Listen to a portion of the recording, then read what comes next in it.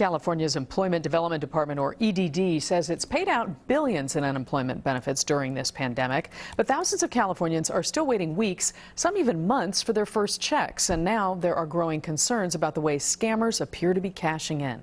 NBC4 I-Team consumer investigator Randy Mack joins us now. And Randy, this is now on the radar of some lawmakers.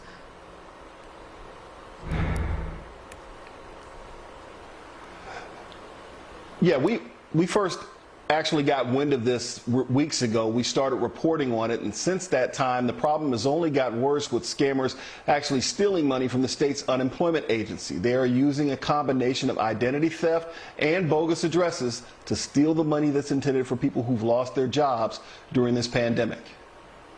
This LA home has been vacant for 7 years. Its owner died 2 years ago. Probate real estate specialist Brian Byhauer is selling it. I've sold a lot of probate properties, and never have I ever seen anything like this. Byhauer says this home has been receiving mail, lots of it. A few days ago, I got 8 letters from the Employment Development Department delivered there.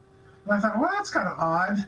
But then the very next day, Saturday, I got another 22 letters delivered there. And I go, well, something's a little fishy.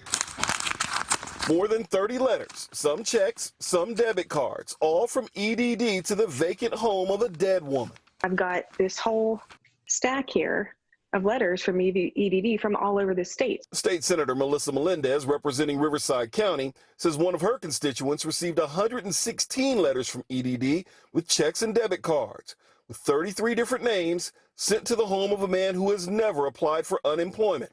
And she's not alone among lawmakers. This problem isn't just in my district. I'm hearing it from everyone. This specific example of fraud is not the only example of people trying to game and take advantage of the system. In his most recent news conference, Governor Newsom says he's working with local, state, and federal law enforcement to weed out the fraud.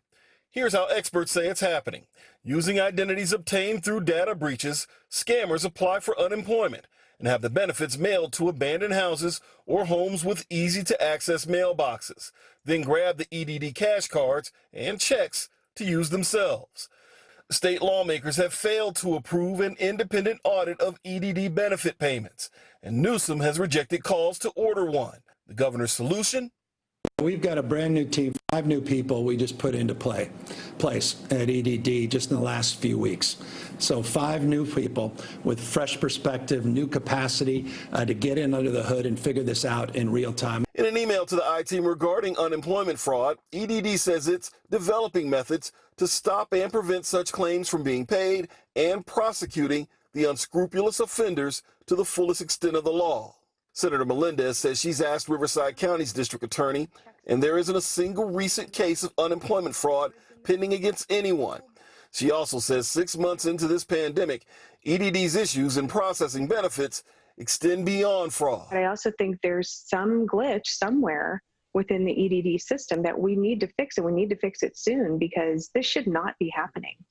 Byhauer agrees. He says he's now looking for mail and suspicious activity at all the vacant homes he sells, knowing each envelope from EDD could represent a person in need whose money may be getting stolen by scammers. It infuriates me because the government is doing all they can trying to get the money into the people that need it the most.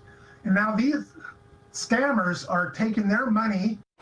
And these new concerns about unemployment fraud are happening at a time when the state is about to roll out more benefits for that $300 unemployment benefit that's going to start on September 10th. That is another pile of cash that scammers may actually try to be targeting it. And not only is the unemployment fraud issue possibly delaying or denying people who've actually applied to actually get their benefits, it may also, the identity theft portion of it may also be affecting people who've never applied, people who are working right now and have never applied for it, and that may be an issue that they may not learn about until it comes tax time.